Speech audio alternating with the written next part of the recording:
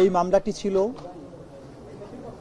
সাবেক প্রধানমন্ত্রী শেখ হাসিনা, সাবেক স্বরাষ্ট্রমন্ত্রী আসাদুজ্জামান খান কামাল এবং সাবেক পুলিশ প্রধান চৌধুরী আব্দুল্লাহ আল মামুনের বিরুদ্ধে 2024 সালে জুলাই অভ্যুত্থানের সময় সংগঠিত বাংলাদেশে যে মানবতা বিরোধী অপরাধ সেটার দায়ে তাদের বিরুদ্ধে মামলাটি দায়ের করা হয়েছিল। তাদের বিরুদ্ধে এই মামলার বিচার কার্য চলাকালীন সময়ে মোট 5টি অভিযোগ গঠন করা হয়েছিল। আজকে চূড়ান্ত রায়ের পর্বে এসে আদালত এই 5টি চার্জকে 2টি চার্জে রূপান্তর করেছেন এবং প্রত্যেক চার্জের মধ্যে 3টি করে কাউন্ট দিয়ে 6টি কাউন্ট তৈরি করে আলাদাভাবে আজকে বিচারের রায় ঘোষণা করেছেন। প্রথম চার্জে আসামি শেখ হাসিনাকে দোষী সাব্যস্ত করে আমৃত্যু কারাদণ্ড দেওয়া হয়েছে। দ্বিতীয় চার্জে আসামি শেখ হাসিনাকে দোষী সাব্যস্ত করে মানবতা বিরোধী অপরাধের দায়ে 2024 সালের জুলাই অভ্যুত্থান চলাকালে বাংলাদেশে ছাত্র জনতাকে লিথাল ওয়েপন, হেলিকপ্টার, ড্রোন ব্যবহারের মাধ্যমে নিষ্ঠুরতম পন্থায় 1400-র মতো ছাত্র জনতাকে হত্যা এবং 25,000-এর বেশি ছাত্র জনতাকে আহত করার দায়ে, মোর স্পেসিফিক্যালি আশুলিয়াতে 6 জনকে হত্যা করে পুড়িয়ে দেয়া, চানখারপুলে 6 জনকে হত্যা করার মাধ্যমে যে অপরাধ করেছেন সেটার দায়ে তাকে দোষী সাব্যস্ত করে মৃত্যুদণ্ড প্রদান করেছেন। অপর আসামি আসাদুজ্জামান খান কামালকে 2টো কাউন্টেই দোষী সাব্যস্ত করে তাকে মৃত্যুদণ্ড প্রদান করেছেন।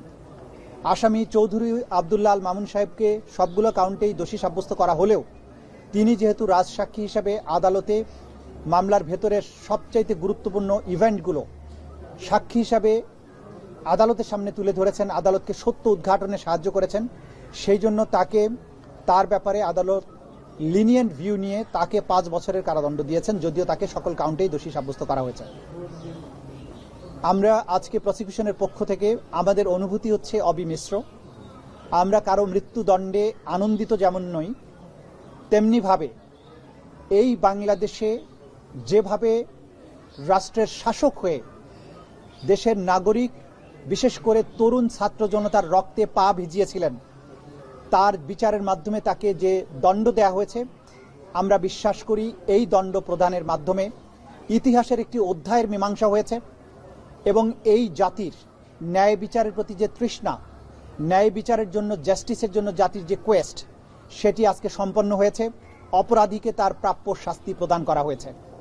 আমরা আশা করব সরকার এবং রাষ্ট্র আদালতের এই রায়কে যথাযথ আইনি প্রক্রিয়া এবং অন্যান্য যত প্রক্রিয়া আছে কূটনৈতিকভাবে সেই প্রক্রিয়া অবলম্বন করে যারা আসামি পলাতক আছেন, দেশের বাইরে আছেন, তাদেরকে বাংলাদেশের মাটিতে নিয়ে এসে আইনের মাধ্যমে তাদের এই শাস্তি কার্যকর করবেন। আজকে এই রায়ের মাধ্যমে আমার ব্যক্তিগতভাবে প্রসিকিউশনের খুশি বা অখুশির কোনো ব্যাপার নেই। আমরা শুধু এটা বলবো যে শহীদ আসহাবুল ইয়ামিন, শহীদ আবু সাইদ, মুগ্ধ, শহীদ আনাস, শহীদ সজল, শহীদ তানজিল ইসলাম সুজয়, যাদেরকে পুড়িয়ে দেওয়া ছিল, এখন পর্যন্ত তার পারিবারিক কবরস্থানে তার ফেরার সুযোগ হয়নি, আদালত থেকে আদেশ হয়েছে। শহীদ রিয়া গোপ, শহীদ নাইমা সুলতানা, শহীদ আহাদ সহ বাংলাদেশের যে 1400 তরতাজা তরুণ প্রাণ এই স্বৈর শাসনের অবসানের জন্য জীবন দিয়েছেন, তাদের পরিবারে যদি সামান্য একটু স্বস্তি আসে, সেটি আজকের এই প্রসিকিউশনের প্রাপ্তি। জাতির পক্ষে আমরা একটা বিচারিক প্রক্রিয়াকে সম্পন্ন করার মাধ্যমে এই জাতিকে বিচারহীনতার কলঙ্ক থেকে মুক্ত করার যে ক্ষুদ্র আমাদের প্রয়াস, সেটা যদি সফল হয় সেখানেই আমাদের সাফল্য। আমরা মনে করি এই রায়টি কোনো ধরনের কোনো অতীতের প্রতিশোধ নয়, এটি হচ্ছে জাতির প্রতিজ্ঞা ন্যায় বিচার প্রতিষ্ঠার জন্য, এটা হচ্ছে জাতির কোয়েস্ট ফর জাস্টিস। এই রায় প্রমাণ করেছে অপরাধী যত বড় হোক, যত ক্ষমতাশালী হোক, সে আইনের ঊর্ধ্বে নয় এবং বাংলাদেশ এমন একটি রাষ্ট্র যেখানে যত বড় অপরাধী হোক তার অপরাধের জন্য তাকে জবাবদিহিতার মুখোমুখি হতে হবে এবং তার প্রাপ্য শাস্তি পেতে হবে। এবং এটাও প্রমাণিত হয়েছে বাংলাদেশ সকল আন্তর্জাতিক নর্মস, আন্তর্জাতিক স্ট্যান্ডার্ড মেইনটেইন করে ক্রাইমস এগেনস্ট হিউম্যানিটির মতো কমপ্লেক্স অপরাধের বিচার করতে সক্ষম এবং বাংলাদেশ সাফল্যের সাথে সেটা করেছে। আমরা এটাও একই সাথে বলতে চাই যে কোয়ালিটি অফ এভিডেন্স এখানে দেখানো হয়েছে, যে ধরনের সাক্ষ্য প্রমাণ এই আদালতে উপস্থাপিত হয়েছে, বিশ্বের যে কোনো আদালতের স্ট্যান্ডার্ডে এই সাক্ষ্য প্রমাণগুলো উতরে যাবে এবং পৃথিবীর যে কোনো আদালতে এই সাক্ষ্য প্রমাণ উপস্থাপন করা হলে আজকে যেসব আসামিকে শাস্তি প্রদান করা হয়েছে তারা প্রত্যেকেই একই শাস্তি প্রাপ্ত হবেন। আমরা আজকের এই রায় প্রক্রিয়া সমাপ্ত হওয়ার মাধ্যমে আমাদের একটা দীর্ঘ আইনি লড়াইয়ের সমাপ্তি হয়েছে। যদিও আরও অনেকগুলো মামলা বিচারাধীন রয়েছে। যারা এই মামলাকে আজকের দিন পর্যন্ত নিয়ে আসার ব্যাপারে যারা ভূমিকা পালন করেছিলেন, বিশেষ করে আমাদের ভিকটিম পরিবার, তারা তথ্য দিয়েছেন। আহতরা, সাক্ষীরা তারা আদালতে এসে কষ্ট করে সাক্ষী দিয়েছেন।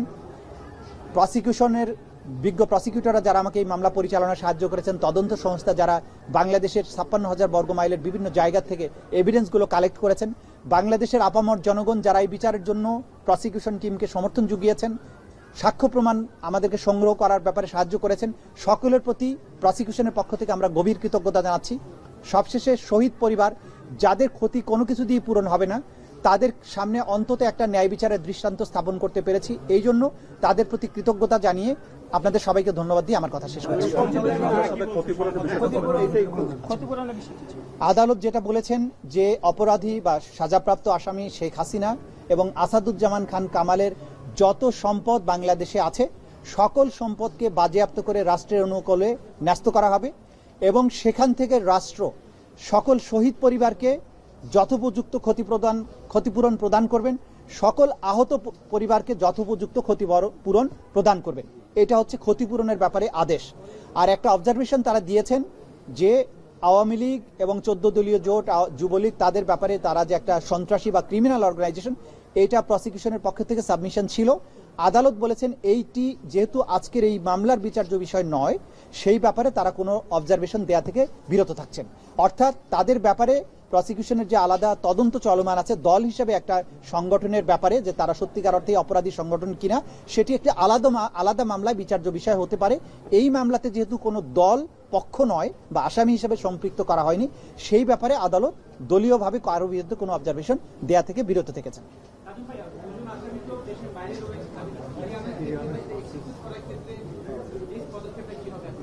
যে আমরা ইতিমধ্যেই বলেছি যে দুজন আসামি পলাতক রয়েছেন তাদেরকে ফিরিয়ে আনার ব্যাপারে রাষ্ট্র দুই ধরনের পদক্ষেপ নিতে পারেন। একটি হচ্ছে ভারতের সাথে সম্পাদিত 2013 সালের যে অপরাধীর বহিঃসমর্পণ চুক্তি, অর্থাৎ এক্সট্রাডিশন ট্রিটি 2013, সেই চুক্তি অনুযায়ী আমাদের এখানে যেহেতু মানবতা বিরোধী অপরাধের দায়ে তারা সাজাপ্রাপ্ত হয়েছেন, তাদেরকে বাংলাদেশ ভারত সরকারের কাছে ফেরত চাইবে এবং ভারত সরকার যদি আইনের শাসন, ন্যায় বিচারের প্রতি শ্রদ্ধাশীল হয়, তারা সেই আসামিদেরকে ফেরত প্রদান করবেন এবং তাদেরকে বাংলাদেশে ফেরত আনার মাধ্যমে তাদের উপরে যে সাজা দেয়া হয়েছে সেটা কার্যকর করা যাবে।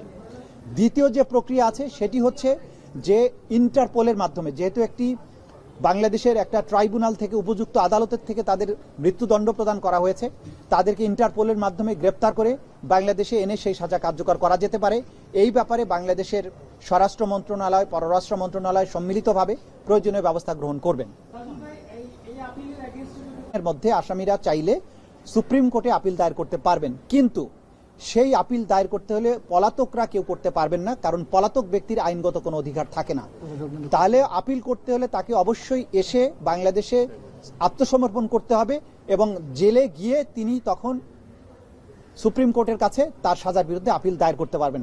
যদি আত্মসমর্পণ না করেন তাহলে তার রাইট অফ অ্যাপিল থাকবে না। এই মামলার ট্রাইব্যুনাল কি মনে করেন যে ব্যাপক এবং পরিকল্পিত হত্যাকাণ্ড ছিল, এই বিষয়ে ট্রাইব্যুনালের অবজারভেশন?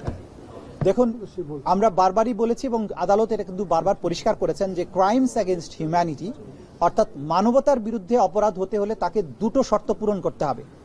যে অ্যাটাক বা আক্রমণের মাধ্যমে মানুষ যে হত্যা হয়েছে, সেই অ্যাটাকটা হতে হবে ওয়াইড স্প্রেড অথবা সিস্টেম্যাটিক। আদালত এখানে তার ফাইন্ডিং দিয়ে বলেছেন জুলাই আগস্ট 2024-এ বাংলাদেশের ছাত্র জনতার উপরে যে অ্যাটাকটা করা হয়েছিল, সেই অ্যাটাকটা হয়েছিল নিরস্ত্র সিভিলিয়ানদের উপরে, নাম্বার 1। নাম্বার 2, এটা ছিল ওয়াইড স্প্রেড, ব্যাপক মাত্রায় আক্রমণ, কারণ বাংলাদেশের almost every part of the country এই অ্যাটাকটা পরিচালিত হয়েছে। দ্বিতীয়ত যেটা তারা বলেছেন যে ওয়াইড স্প্রেড হওয়ার পাশাপাশি এই অ্যাটাকটা সিস্টেম্যাটিক, এবং এইটা তারা করেছেন তাদের সম্পূর্ণ জ্ঞানত, তারা জেনে বুঝে এটা করেছেন। বাংলাদেশে কোথায় কত লোক মারা গেছে, কি আক্রমণ হচ্ছে, কি অস্ত্র ব্যবহার হচ্ছে, সব সম্পর্কে এই অপরাধীরা যারা সাজাপ্রাপ্ত হয়েছেন তারা প্রত্যেকে জ্ঞাত থেকে, তাদের নলেজের মধ্যে থেকেও তারা এই অপরাধ সংগঠন করেছেন। সুতরাং ওয়াইড স্প্রেড, সিস্টেম্যাটিক এবং উইথ দি নলেজ, এই সবগুলো শর্ত এই অপরাধের মধ্যে এই শর্তগুলো পূরণ হয়েছে বলেই এটা ক্রাইমস এগেনস্ট হিউম্যানিটি হিসেবে বিবেচ্য হয়েছে এবং সেই ক্রাইমস এগেনস্ট হিউম্যানিটির দায়েই তাদেরকে এই শাস্তিটা দেওয়া হয়েছে। প্রসিকিউটর, একটা বিষয় সেটা হলো যে এই বিচারের ক্ষেত্রে বিভিন্ন সময়ে আসামিদের সরাসরি তারা না থাকলেও বলার চেষ্টা করেছেন বিচারের অস্বচ্ছতা এবং তারা রাজনৈতিক প্রতিহিংসার শিকার, বিশেষ করে আপনারা যারা এখানে আছেন বিগত সরকারের সময় আপনারা অপরপক্ষে ছিলেন। এক, দ্বিতীয় হলে এই বিচার চলার সময় বা পুরো বিচার কার্যের সময় আপনারা কোনো ধরনের হুমকি ধামকি থ্রেট এ ধরনের মুখোমুখি হয়েছেন কিনা, কোনো চাপ ছিলেন কিনা, আজকে যেহেতু রায় হয়ে গেছে এই ব্যাপারে আপনি বলবেন কিনা? দেখুন, ইতিমধ্যে কিন্তু আদালত তার অবজারভেশনে বলেছেন যে এই আসামিরা বিচার চলমান থাকা অবস্থায় মামলার সাক্ষী, বিচারক এবং ট্রাইব্যুনালের সাথে সংশ্লিষ্টদেরকে হত্যা করার, তাদের বাড়িঘর জ্বালিয়ে দেওয়ার হুমকি দিয়েছিলেন এবং সেই দায়ে কিন্তু আসামি শেখ হাসিনার 6 মাসের কারাদণ্ড হয়েছে। সুতরাং এটা প্রমাণিত আদালতের মাধ্যমে যে তারা হুমকি ধামকি দিয়েছিলেন। কিন্তু বাংলাদেশের জনগণ, এই প্রশাসন, এই বিচারের সাথে সম্পৃক্ত কেউই এই হুমকিতে ভয় পাননি। তারা তাদের প্রতি আইন সম্মত উপায়ে যে দায়িত্ব অর্পিত হয়েছিল তারা সেটা পালন করেছেন এবং তার প্রতিফলন আজকের রায়। এই বিচার সম্পূর্ণ স্বচ্ছভাবে পরিচালিত হয়েছে। কোনো কর্নার থেকে, ইভেন স্টেট ডিফেন্স লয়ার থেকেও এই বিচারের স্বচ্ছতা নিয়ে, এই বিচারে কোনো ইনজাস্টিস হয়েছে, কোনো জায়গায় মিথ্যা সাক্ষ্য দেওয়া আছে, এই অভিযোগ কেউ কখনো করেনি, করতে পারবেও না। গোটা দুনিয়ার সামনে এই বিচার হয়েছে, আপনারা সাক্ষী ছিলেন, আমরা কখনো কখনো এগুলো লাইভ টেলিকাস্ট করেছি।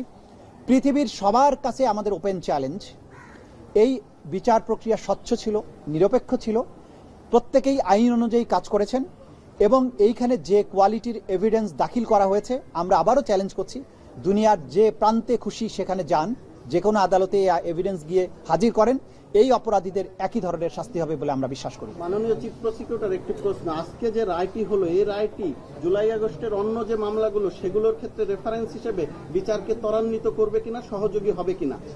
ডেফিনেটলি যে এই ক্রাইমস এগেইনস্ট হিউম্যানিটিতে টপ কমান্ডারদের দায় যেখানে প্রমাণিত হয়েছে, সেটি পরবর্তীতে নিচের টায়ারের যে সমস্ত কমান্ডাররা আছেন বা ব্যক্তিরা যারা ক্রাইমস এগেইনস্ট হিউম্যানিটির সাথে সম্পৃক্ত, তাদের অপরাধ প্রমাণের ক্ষেত্রে ডেফিনেটলি একটা জুডিশিয়াল ডিসিশন হিসেবে এই রায়টি কাজ করবে এবং সেটা যথা নিয়মে যতটুকু প্রয়োগযোগ্য হবে সেভাবেই প্রয়োগযোগ্য হবে। তবে প্রত্যেকটি মামলায় প্রত্যেকটি আসামির বিরুদ্ধে এভিডেন্সগুলো স্বতন্ত্রভাবেই দেয়া হবে এবং প্রত্যেক আসামিকে তার নির্দোষিতা প্রমাণের যথোপযুক্ত সুযোগ দেওয়া হবে।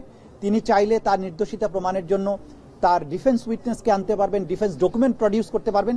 এই রায় একটা নজির হিসাবে কাজ করবে, কিন্তু প্রত্যেকটি আসামি বা প্রত্যেকটি মামলার বিচার স্বতন্ত্রভাবেই অনুষ্ঠিত হবে। তাজুল ভাই, এই যে রায়টা হলো, এটার মৃত্যুদণ্ডের সুনির্দিষ্ট কোনো সময়ের আইনি সময় ধার্য করে দেওয়া হলো কিনা? যেটা এখন আজকে আমি আপনাদেরকে বলতে পারি, গত সারা রাত ধরে আমাদের সকল বিজ্ঞ প্রসিকিউটরগণের নাম্বারে বিদেশ থেকে, অধিকাংশই ভারতীয় নাম্বার থেকে তাদেরকে টেলিফোনে কল করা হয়েছে, তাদের নানান ধরনের গালাগালি, অশ্লীল কথাবার্তা বলা হয়েছে, গালাগালি করা হয়েছে। এগুলোকে আমরা খুব একটা আমলে নেই না, কারণ একজন অপরাধী যখন বুঝতে পারে যে সে অপরাধ করেছে এবং তার সাজা অত্যাসন্ন, তো তখন সে তার এই জাতীয় আচরণ তার অপরাধ প্রবণতাকে নির্দেশ করে। এগুলোকে আমরা আমলে নিচ্ছে না। অপরাধীরা তাদের চরিত্রই প্রকাশ করছে, কিন্তু তাদের এই সমস্ত দম্ভ, হুমকি, বাংলাদেশের মানুষকে ন্যায় বিচার প্রাপ্তির জন্য তাদের যে আকাঙ্ক্ষা, ন্যায় বিচার প্রাপ্তির জন্য তাদের যে প্রচেষ্টা, এখান থেকে কোনো অবস্থায় এক চুলো হটাতে পারবে না।